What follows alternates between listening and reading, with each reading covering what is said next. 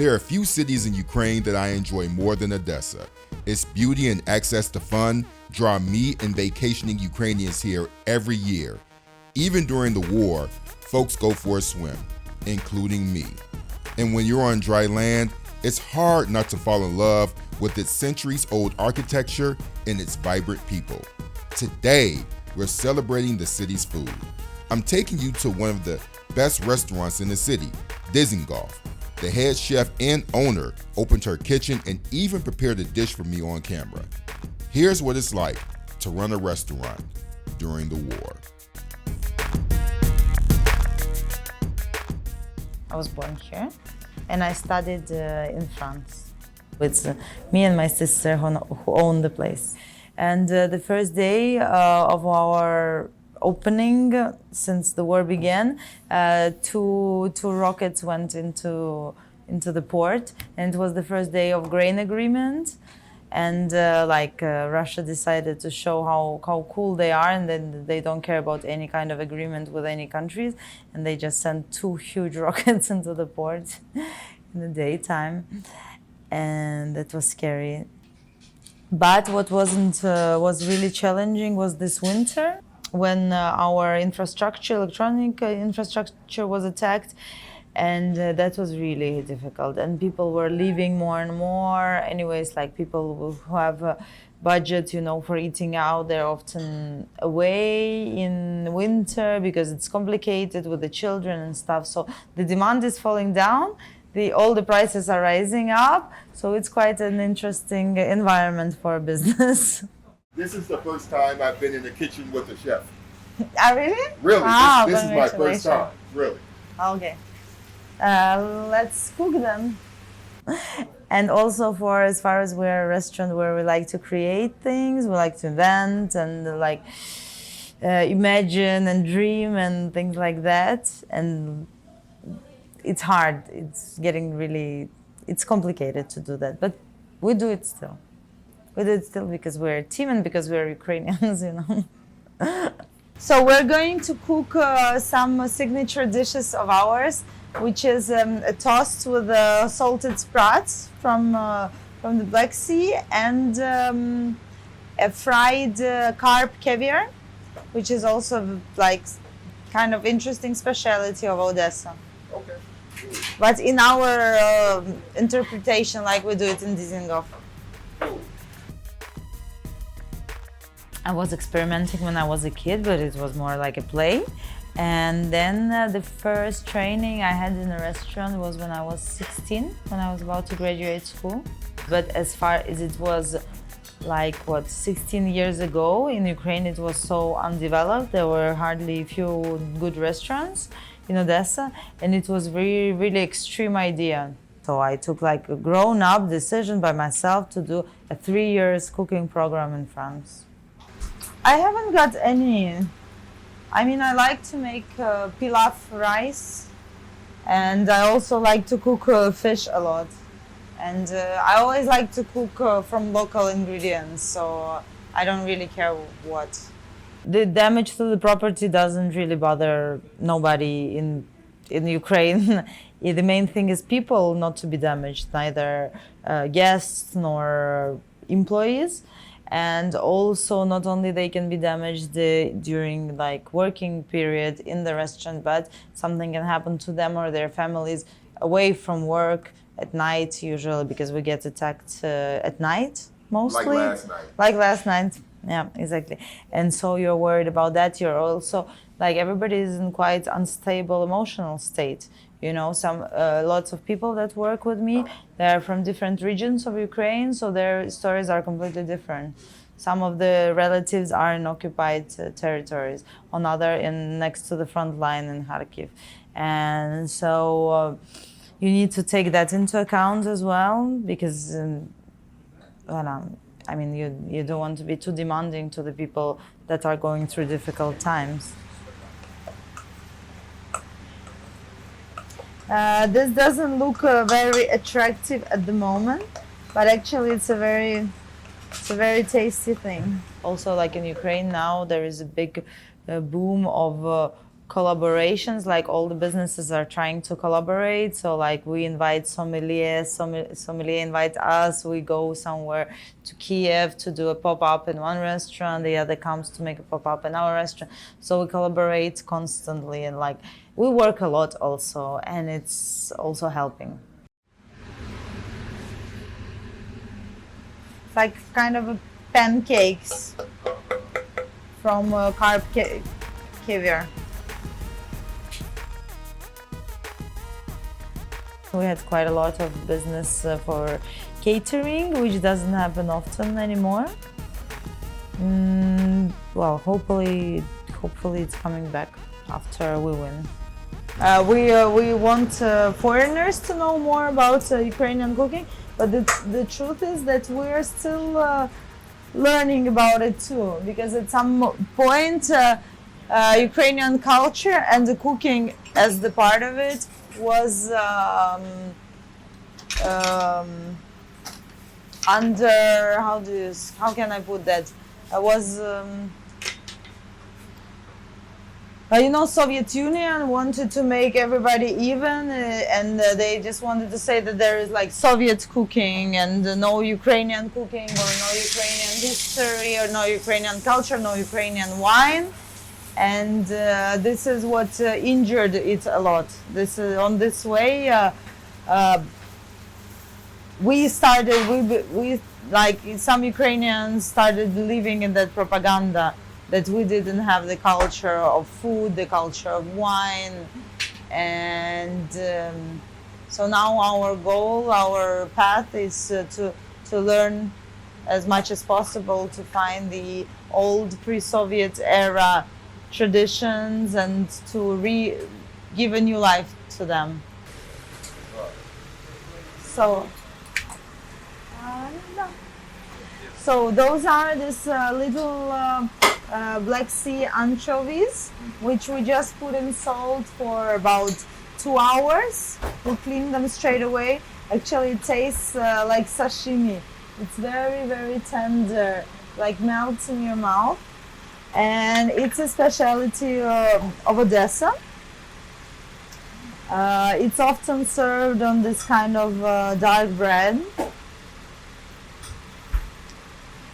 And we make lemon butter for it it tastes really nice together. And what I like doing is that I love putting really a lot of sprouts on one toast. It's actually our signature dish. It's quite easy, but we try to make it perfect every time. And that's why we're quite well known for it here. What is cool about this fish is that it's wild, so it has plenty omega-3. Now, we cannot go fishing at the moment because the sea in our harbor is mined. So this fish is coming from nearby countries like Bulgaria or Romania. Well, I don't know if you've heard about it from other sources. Odessa has this reputation for being super hospitable city, even a bit like crazy because of this Jewish, background and stuff, and Odessian families are very well known for always being eager to feed their guests. So this is another typical thing. Not quite known here either. It's a wild salicornia. I know that in Britain they call it also Poor's-man asparagus. It grows next to Odessa on salted lakes, and we go pick it up. My sister actually drives like every 2 days, picks up a big pile of those, and when it's season in summer we put it in most of the dishes. It's salted by nature. Oh. Taste? Kind of interesting. So it's natural. Mm-hmm. There is no salt inside. This is why it's called this way. And so to serve this tulka toast, sprout toast, We use some homemade Lebanese cheese, like, a bit of Israeli influence, Yeah. mixed together with parsley and tomatoes. And we dress it with salicorn.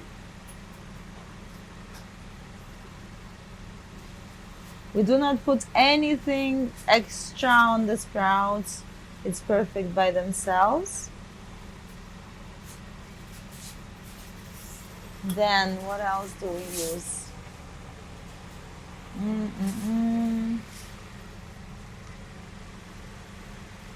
Yeah,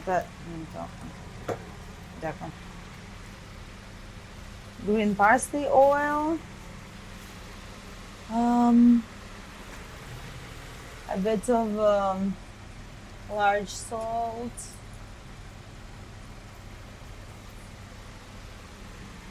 A bit of smoked paprika.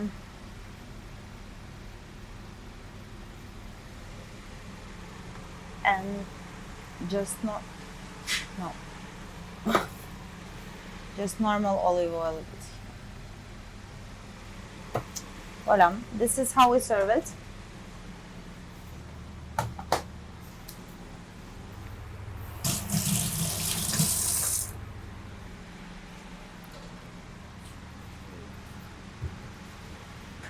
You ate it last time, didn't you? I did.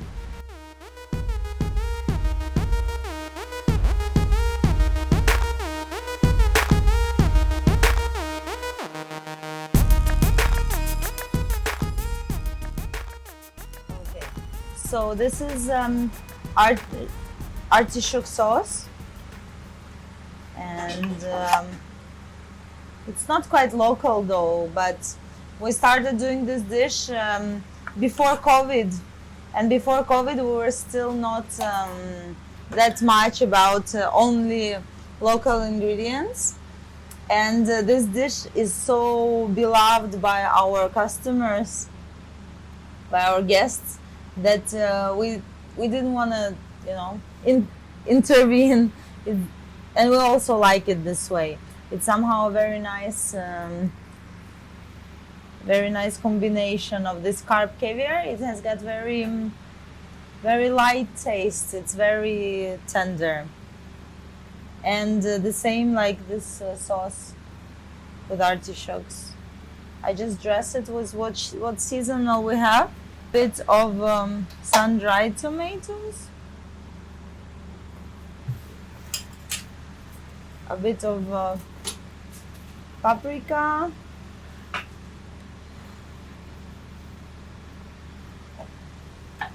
A bit of smoked paprika. Ukrainians like seasoning. Huh? I say Ukrainians put lots of seasoning on their food. I wouldn't say a lot, just as much as needed. All right, y'all, editor's note. I was trying to be funny, but the humor didn't come across like I wanted it to. I was trying to say that our white folks in America should take notes from their cousins over in Eastern Europe who appreciate salt and pepper. There's a running joke about white folks in the States who are allergic to seasoning their food. We make light of it, of course, but it's an issue plaguing many in the white community.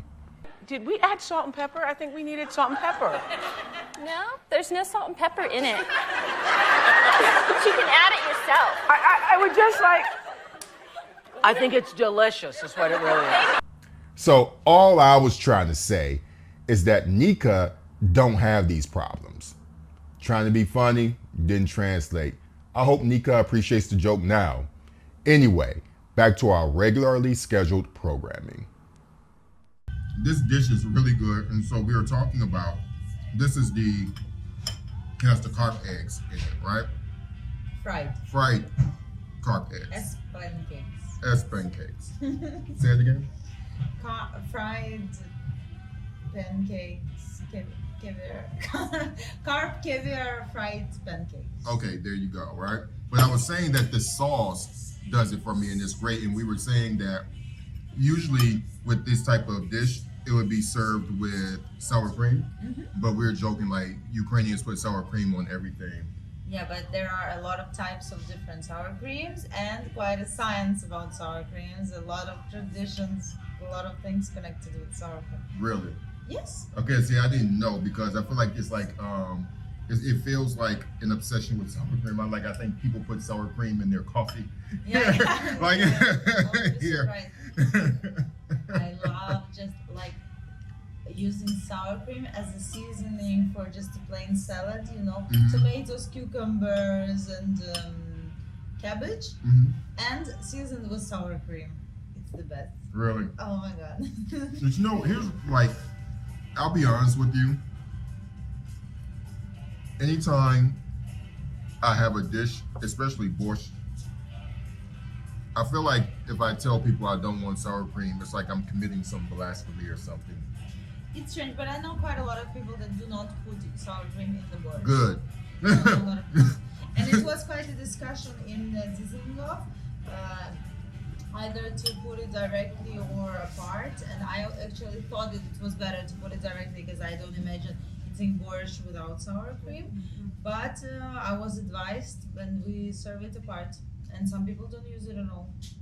Well, let me be honest with you. I was living here first time in 2009, and people were putting, people were putting sour cream in everything, and I just refused it just for resistance only. It didn't matter if it actually made sense. So there are probably times when I should have put sour cream in it, but I was just no. Yeah. You guys are obsessed with it. Yeah. I'm like, ooh, no more sour cream. No, like I'm. Yeah, exactly. No, but this is really good. But I do these videos because I want people to. I want to show people that regardless of this war, like you still are creating great food, creating things, keeping your business going, and I want Americans to see this. It's really important, I think.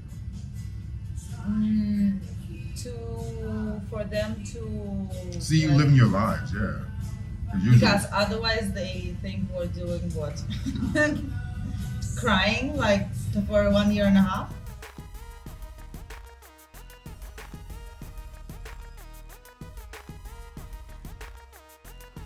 See, this right here is the attitude that I'm exposed to every day in Ukraine. Yes, of course, Russia's invasion is still waging on, but that doesn't mean people have to stop living. Folks get married, people are enjoying the beach, and people go to restaurants and enjoy great food. Media tend to only show folks fleeing their homes and images of bombed out buildings. But the majority of Ukraine isn't like that at all. Most Ukrainians are like Nika, determined to build their lives in their own country and enjoy the fruits of their labor. For Ukrainians, joy is resistance. As for Nika, resistance also means serving Ukrainian food, Odessa style, one plate of culinary tradition at a time.